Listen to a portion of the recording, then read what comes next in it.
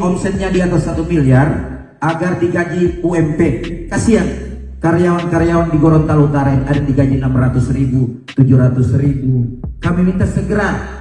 Ketua Komisi 3 DPRD Gorontalo Utara, Deninda Hairunisa 22 tahun, akhirnya buka suara soal video viral yang memperlihatkannya seolah mencibir massa demonstran saat berorasi di depan kantor DPRD Garut, Senin, 13 Oktober 2025.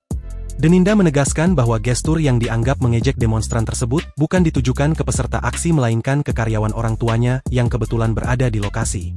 Karena karyawan orang tua saya memberikan gestur kayak jempol begitu, jadi saya pas lihat dia, saya langsung memberikan gestur mencibir begitu, terang Deninda, Selasa, 14 Oktober 2025. Perempuan kelahiran 2 April 2003 itu menilai bahwa viralnya video tersebut sengaja dipelintir untuk mengalihkan isu lain yang sedang berkembang.